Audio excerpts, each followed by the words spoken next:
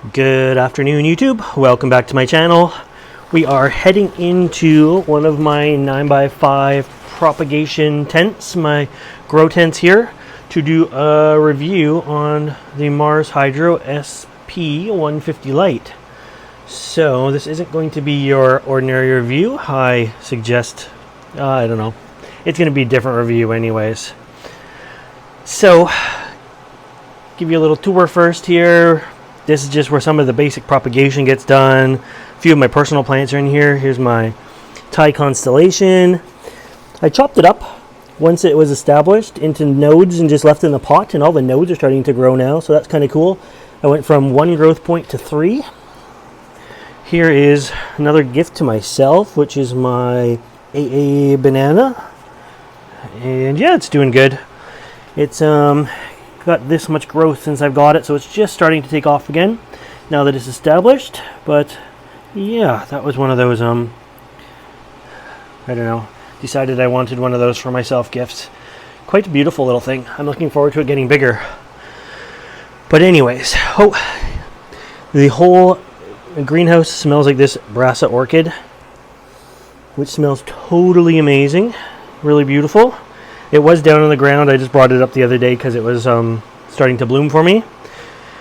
The Marshydro light here. So let's just get on topic because it's going to be a video probably unlike you've seen before. So anyways, Marshydro light SP150. I've been using it for only a short time because I had some serious issues with it. I still have some serious issues with it. And once this video is done, I'm going to be taking the light down. But right now we have some plumerias growing under it. They are getting some nice color, and without a doubt I'll say that the quality of the spectrum of light is going to be awesome, but you've seen those videos before, yada yada.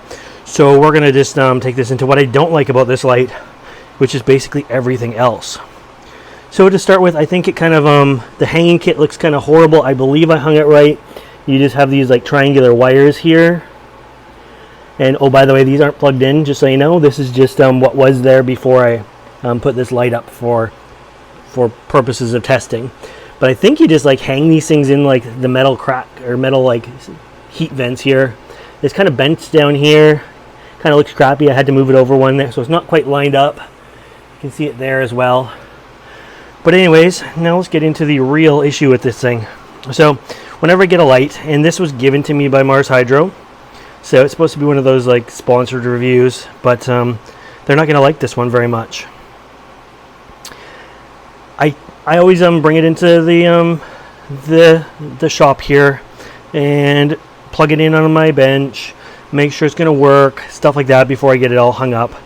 Whenever I plug them in, I always like to just like, you know, turn it over, see what the lights look like underneath with some glasses on, of course. And so anyways, I run my fingers along it and I got this wicked ass shock. Like, wow, not like a 9-volt battery on your tongue shock, like a big shock. Like, holy shit, what the hell was that? So I go back again and feel, sure enough, I get another shock. I can repeat it. So then I'm like, I hone in on where it is. And underneath, I touch it one more time where the capacitors are, not the LEDs that are producing light themselves, but the capacitors that are all underneath the thing. They're live. They give you like big shocks, like huge shocks. So I'm like, instantly turned it off. I'm like, something's wrong here. This is crazy. And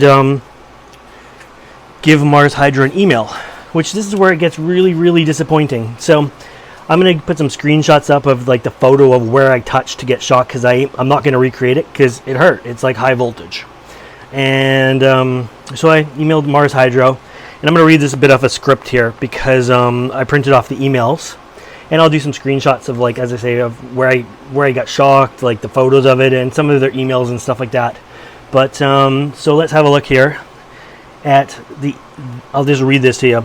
So, hi Kathy, I will think about the offer and get back to you. So that they wanted to sponsor me for like a token amount of money per month to do videos and stuff like that, and I politely declined that. On a different topic, I received the SP150 LED and opened it up yesterday, but I have an issue. Upon initial testing, when I plugged in the light, it works, but if you touch the capacitors on the underside of the unit, it electrical shocks me. I got electrical shocked 3 times in 30 seconds. I have attached a photo of what I touched to receive the shock. I'm glad my hands were dry at the time Is this normal? If this is normal, I cannot do a video promoting this LED. Please let me know your thoughts.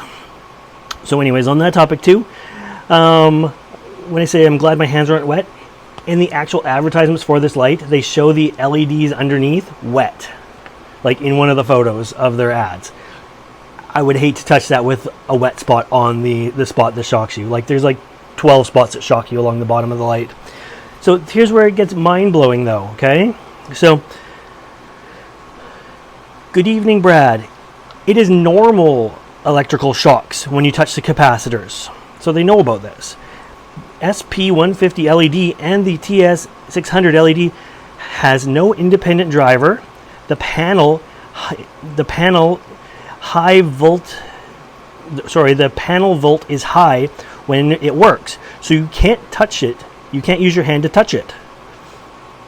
We have wrote this in the light manual, which who reads the manual and who reads the manual before you buy the light? So they know that this thing shocks you. What's more, and here's the kicker too, just in case shocks aren't enough, when the light is working, the temperature is high, so you also cannot touch it because it's bloody hot, like fire hazard hot. So that's amazing to me that they just gave me another issue with it, because heat is one thing, but yeah, you can't touch the light because it's so hot, and they know about the electrical shocks. So my response, wow, that's surprising information. Okay, let me work with it and see what I can do. Then I wrote back, I said, this light is an insurance claim waiting to happen. I have not used it since it shocked me. You do not want me doing an LED video, or a video on this LED. I would give it an extremely bad review. You do not want it publicly known that the light, switching pages, shocks the user if touched wrong.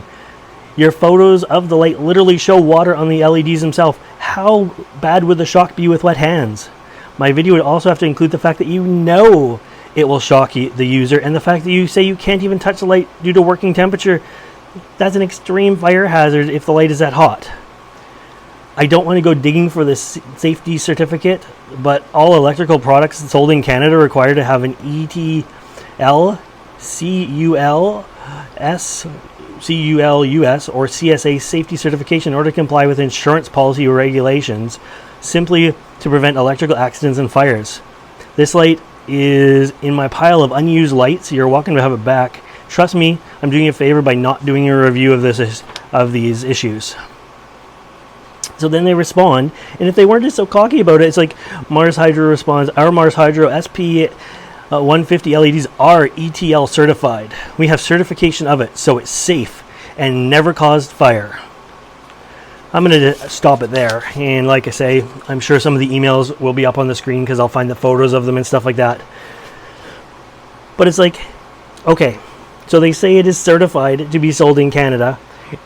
Tell me one other appliance anywhere in Canada, the United States, or anywhere else that if you touch it, it gives you a hell of a shock because it's high voltage. Like, it's just crazy. So anyways, this light is just like crazy. I'm glad my 3-year-old doesn't come up from underneath and try to grab it or whatever.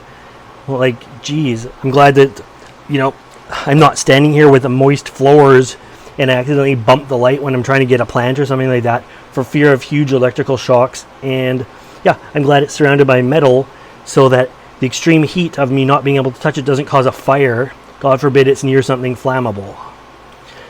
Anyways, so that is my review of the Marshydro light. Not exactly the best review you've probably seen, but they may not be sending me any more lights to review after this, but I did give them fair warning, and they just kept saying it's safe, it's safe, it's safe. But yeah, can't imagine you buy a new television, and if you touch the wrong corner of it, it gives you a big high voltage shock. It's like, every time I get my coffee in the morning, I touch the coffee pot when I turn it on, and it gives me a big shock. Or it gets so hot you can't touch it. Just ridiculous. So you can tell where my mindset is on this. I don't care how good the light quality is.